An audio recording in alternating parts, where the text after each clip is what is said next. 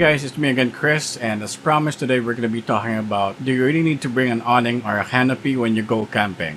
Okay, so yun ang pag-uusapan natin in this video. Let me start this video off by just telling you a story back in the day, early 2000s or mid 2000s, when we were still active sa pagma-mountain hiking. Back then, hindi naman kami naggamit ng awning or canopy. Now, I asked myself why, and there's two reasons that I can think of kung bakit di namin ginagawa yun. Number one, it wasn't that readily available dati. Dati, pag gusto mong mag-mountaineering, it was already difficult to buy a backpack, a decent tent, and sleeping bag. Sometimes we ask friends to buy it for us sa ibang bansa just to get by. Hindi siya ganun ka-available noon. And an awning wasn't that available back then. Second reason na naisip ko is, compared to a ground sheet, an awning is a bit bigger and a bit heavier. So, it's added weight sa backpack mo. Kasi ang standard size ng awning is around 3 by 3 meters. And of course, it comes along with poles. So, added weight yon na kailangan pang isiksik sa gamit mo. Those are the top two reasons why I think we didn't use them back then. Pero ngayon, at this day and age, when you can purchase an awning everywhere, from Shopee to Lazada, even in Temu, I buy stuff in Temu, and yung sa mga nag-wonder if it's a scam, not really. Yung sa mga natatakot bumili sa Temu because sinasabi nila they're stealing your information. Basically, the same information that they're taking from you is the same information that Facebook, Shopee, and Lazada are taking from you as well. Hindi naman papayagan ng iOS or ng Android na install ang Temu sa mga devices nila if they know na it's gonna cause problems. So, shopping in Temu is okay. It's actually cheaper. Some of the hard to find stuff that I can find in Shopee or Lazada, I found there, and it's cheaper. Okay, so you might want to venture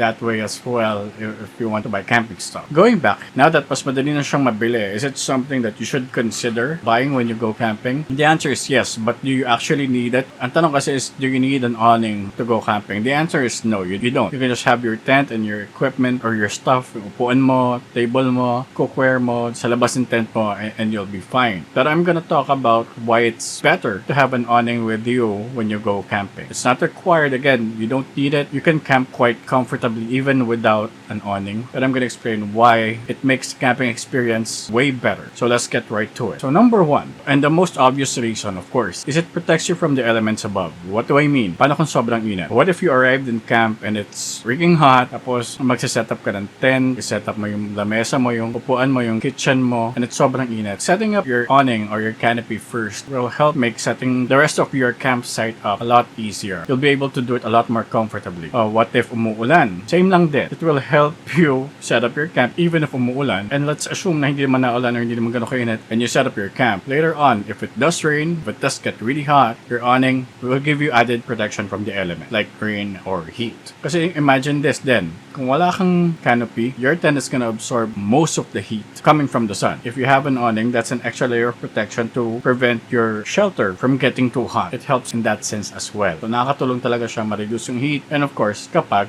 umuulan. Well, second reason is, it expands your camp area. It's like added real estate, kumbaga. Kung ang setup mo without an awning is your tent and yung upuan mo, having an awning will make your space bigger. So, andun yung tent mo, yung awning mo, and you can put all your other stuff underneath that. I think it's more of a psychological thing, to be honest with you. Kasi ako, personally, I don't like having my stuff out in the open. Ako, personally, again, it varies per person. But I don't like having my stuff out in the open. Feeling ko nakaubad ako or something. Kapag may awning akong ginagamit, it makes me feel more secured. Na yung gamit ko na nasa awning ko is gonna be safe. Well, it is safe from the elements, but somehow it feels safe kahit may mga ibang tao or ibang animals dun sa site. Yun lang yan. Added real estate, it expands your camping area. Third reason, babalikan ko yung sinabi ko sa last video ko, yung it helped me protect my equipment during the downpour nung papack up na ako. So having an awning will protect your equipment from getting wet in extreme conditions. If kailangan mong protektahan yung sasakyan mo or your stuff, you can use your awning for that. Takpan mo lang, malaki siya, 3 by 3. Pretty big. You can use it to cover your equipment, your stuff, in case of emergency. Number 4, an awning is actually a shelter on its own. So if your tent gets damaged, or again, if you leave your tent, or let's say, ang dala mo lang is hammock, tapos yung awning, you're good. Yun lang naman kailangan mo something to lie down on comfortably and the roof above your head. Pwede kang mag-set up ng awning and hammock. and you're good to go. Nandun naman yung awning mo, so you can put your other stuff there, your chairs, tables, camp kitchen, whatever. With all those points mentioned, mas dumadami yung pwede mong gawin ngayon sa camp area mo compared to just having your tent and your other stuff. If nagsastruggle ka to get an awning, those are points that you can actually use. Maganda siya if you have kids and you have family members camping with you. They can all hang out under the awning. Think about those things ahead as well. Gaya nga sabi ko sa last video ko, these are things that you have to proactively think about. You have to think about the worst case scenarios and the best case scenarios as well. So what if there's more people? It's maganda may awning ka. You can have the kids and the older people relax while you're setting up, diba? So that alone is actually a good reason to bring one. Alright? Let's talk about setting up the awning. How many poles do you actually need to set up an awning? Well, assuming na walang puno, you only need one. One will be enough for you to set up your awning. You just need one sa front, yung sa harap ng tent mo, sa entrance ng tent mo. And then you can tie down all the other sections. You can peg them to the ground and you're good. Now, the standard naman na package ng awning comes with 2 poles, which is better. At least mas malawak yung pagkakabukas niya sa harap ng tent mo. If you want, you can actually bring more poles. I normally bring 4 poles para mas marami akong variation sa pag-setup ng awning ko. But if there are trees surrounding your camp area, that's even better. You can tie your awning sa trees na yon. It's gonna give you different configurations kung paano mo siya isa-setup. Panoorin niyo si Pobreng Manlalakbay. He has very interesting canopy setups. I love how he sets up his awning.